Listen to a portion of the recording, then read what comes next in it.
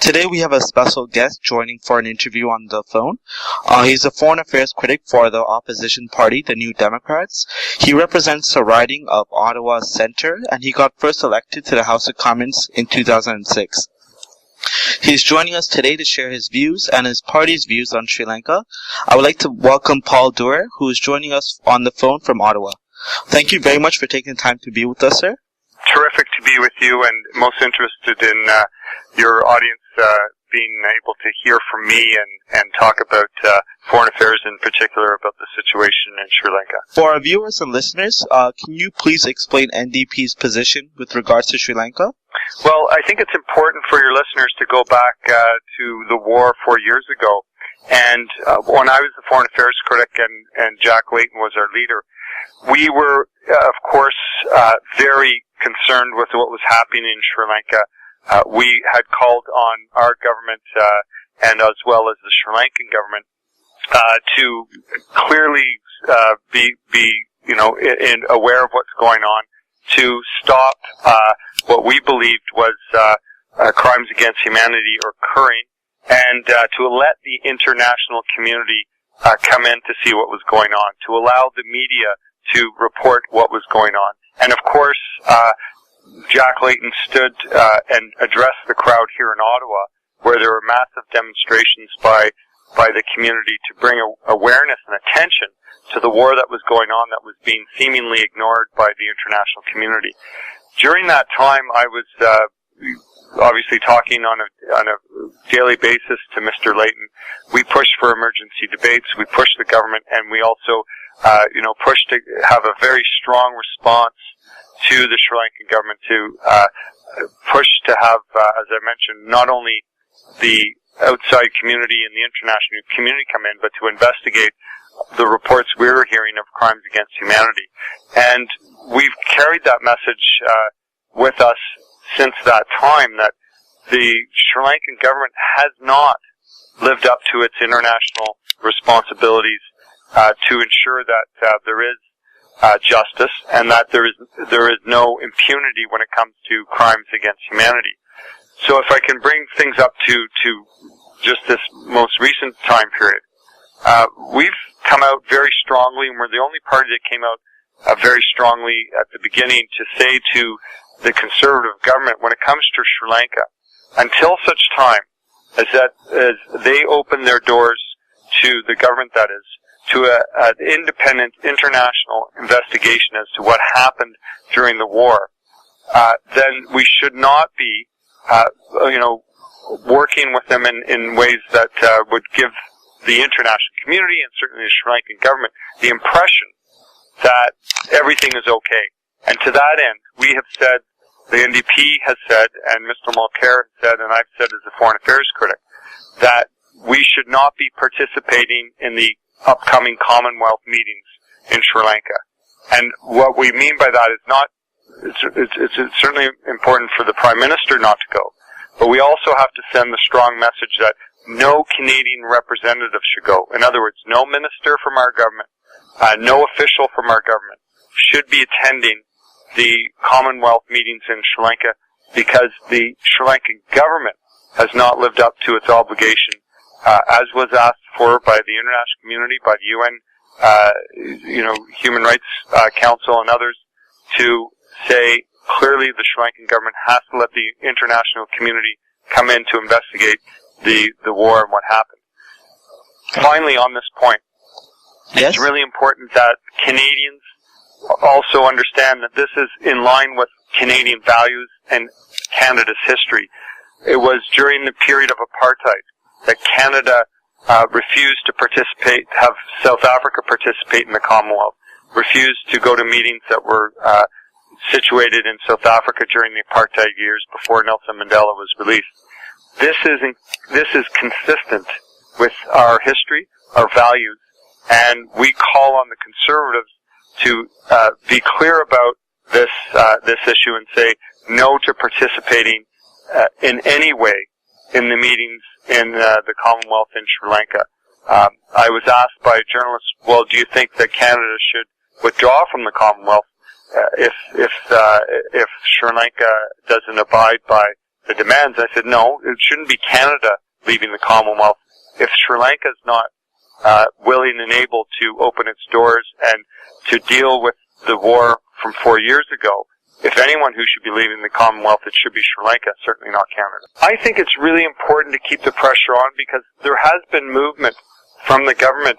When I think of what happened 4 years ago when Jack Layton spoke to those who were demonstrating on the streets of Ottawa and Toronto, and he was the only national leader to speak very clearly to those who were protesting, that we stood with the community and that we stood for justice and against impunity. We note that at that time and just after the war, the Conservatives were suggesting somehow that people who were fleeing the conflict were somehow, terrorists and all this kind of hot language. And of course, that wasn't the case and it wasn't true. Now we've seen the government change and they're starting to be critical of the Sri Lankan government. They're now putting out statements that suggest that the Prime Minister might not attend. And so there's actually been a move on the movement on the government's position, not because they changed their minds, but because, frankly, there was leadership from the community putting pressure on the government. There was leadership from our party pushing the government on this. And so I think it's really important that the pressure keep up. We've put out a petition on this. We'll continue to question the government in the House of Commons, continue to put out press releases and talk to people about this. And so I think it's not a foregone conclusion that Canada will participate in the upcoming meetings in Sri Lanka, in the Commonwealth. And I think it's really important that for all your listeners and viewers to know that it's critical that if they live in a Conservative-held riding, they call their Member of Parliament, call the Prime Minister's office, write to the Prime Minister's office and say, we don't want Canada participating in the Commonwealth meetings because we don't believe that we should be dealing with a country that has not lived up to its international obligations. And in this case, obligations around international law with regards to, crimes against humanity and the investigations of those crimes against humanity, and certainly allowing media to report and the freedom of the press. These are cornerstone values of ours. And so I think if more and more Canadians put pressure on the government, we as the NDP put pressure on the government, we might see them change their minds yet again. And that would be a good thing, and I think it is still possible. Okay. I noticed that you kept mentioning the demonstrations that happened 4 years ago. Yes.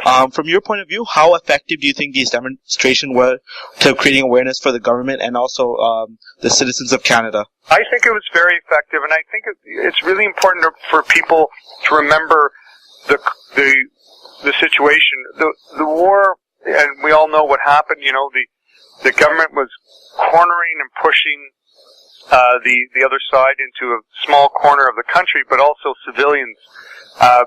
People were, trying to take refuge as civilians, and they were being shot at and bombed, and all sorts of other reports that we were hearing, and that's why the investigation is important. And it was because people took to the streets. And I remember clearly, people on the streets of Ottawa and saying, why are these people, disrupting traffic? And I said, I took a moment to say, well, do you know what this is about? And when I told them, they were aghast at what was happening. And it really brought the attention to the issue. So people will remember at the time there was people being critical of shutting down the highways and shutting down, traffic here in Ottawa. But that's what happens when you have to get the attention of the community and the government when people aren't paying attention. So I think it was very effective in getting people's attention to what was happening and the crisis at the time. And when people look back at it now, they realize that was an important point in history to have people start to reflect on why it was, that people were deciding to take to the streets and to have their voices heard. It was because no one was actually paying attention.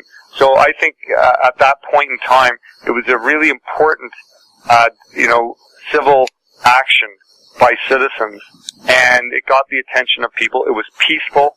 It was, it was large numbers, and I think in the best traditions of civil action and peaceful action, it was something that really had to be done to get the attention of the Canadian government and send a message to the international community.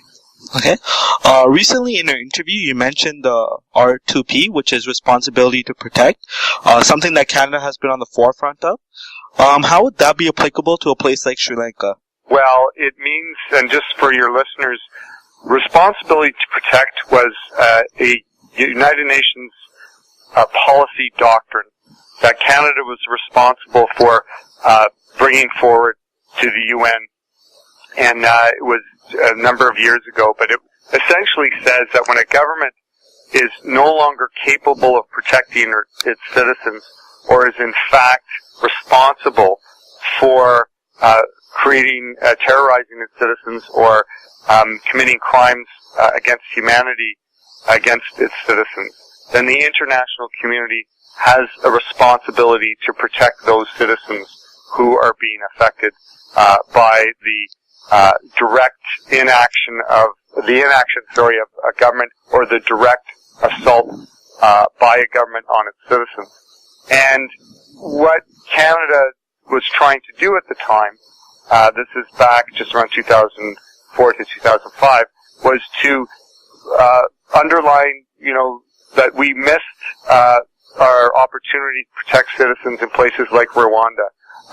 We all, remember what happened there and what happened in places like Bosnia, and that the world community and the United Nations needed to have a policy doctrine to respond to that. And how it applies, of course, in Sri Lanka was during the war, we knew that civilians were being pushed into conflict zones, and that the international community should have been able to go in and to mediate immediately to ensure that civilians weren't going to be caught and frankly killed in the period during the conflict and the war. And on top of that, what the responsibility to protect talks about is providing support for civilians who are caught in a conflict, and that clearly the international community has a role there as well.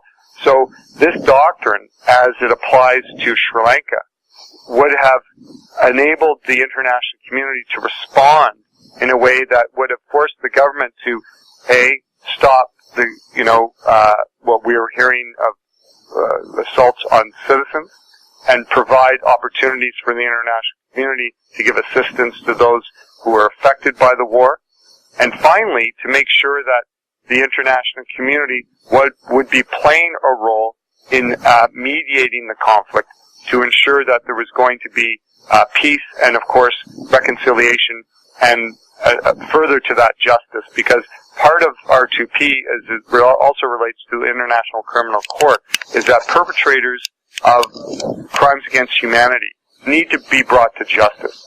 I mentioned in the ceremony we had this past week that I attended here in Ottawa to remember the victims of the war 4 years ago, is that, peace isn't just an absence of violence.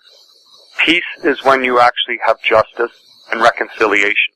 And that's the other part of responsibility to protect, because if you don't have justice and reconciliation, then there is often in conflict zones the potential for reoccurrence of violence, because perpetrators of these crimes against humanity will be able to reoffend. Why? Well, because they've gotten away with it, and if their power is threatened, then they will use their monopoly of violence and power, that is the army, other tools that they might have at their disposal, to retain their power. And that's why responsibility to protect, this Canadian doctrine, is important to underline in the case of Sri Lanka. Okay. Canada has been criticized by some for bringing up the issues of human rights and accountability for war crimes in Sri Lanka with the context of Commonwealth. How would you have handled this situation if you were in the same position as John Briand, our foreign minister? I would have brought it up with all of my colleagues within the Commonwealth and certainly within the United Nations. And I would have been advising my Prime Minister that at the most recent meetings of Commonwealth, as opposed to having it as part of their other business, which is what happened. So at many meetings, they'll have an agenda with the key agenda items, and then you'll have something called other business, and listeners and viewers will know when they attend meetings for, community associations or even their business or school boards, there's always an agenda and there's always something called other business.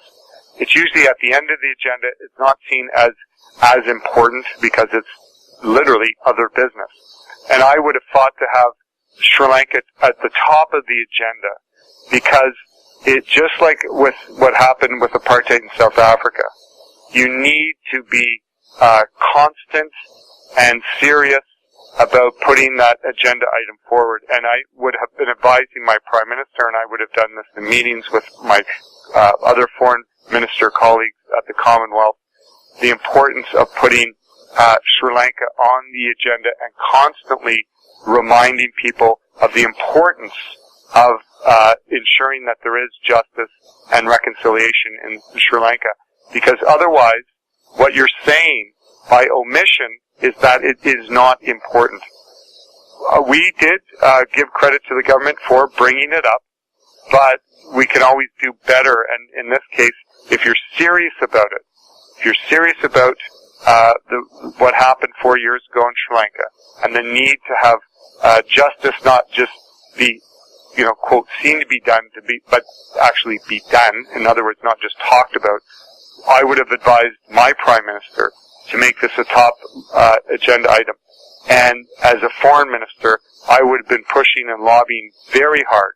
My colleagues, particularly in the UK, Australia, but also those countries, Commonwealth countries in Africa and in other parts of Asia, because that's what you do as a foreign minister, as a diplomat, is that you try and get a consensus and you work on it. And if it's important to you, you make it an issue that you're constantly referencing and pushing and working on. Okay. Going forward, what do you believe should happen with Sri Lanka? Well, in the short term, we have to, and I say this to your listeners and viewers, is that we have to keep the pressure on the government to boycott the Commonwealth meetings, as I said before, not just the Prime Minister, but all Canadian officials, and continue to push with our Commonwealth colleagues the importance of bringing justice to Sri Lanka by way of an independent and UN investigation as to what happened 4 years ago in the war.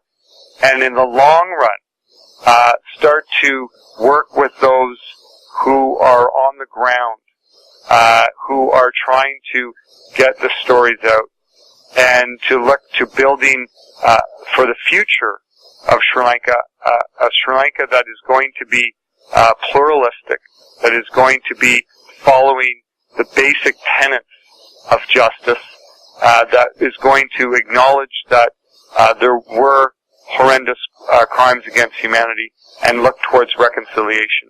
And that, for those who are the children who were born during the war 4 years ago, when they look to their future, they can see that not only will there be a peaceful future for them, but that Canada was part of that. And I think, we need to be pushing the government on that as well.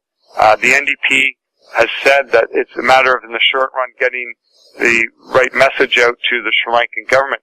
But as we go forward in the future, Canada, and we say this as a party, should be on the front lines working to make sure there is reconciliation, that there is real justice in Sri Lanka, so that Sri Lanka can be a country that is seen as not only a country that is welcoming to the outside world, but also is a model for showing how pluralism and diversity can blossom.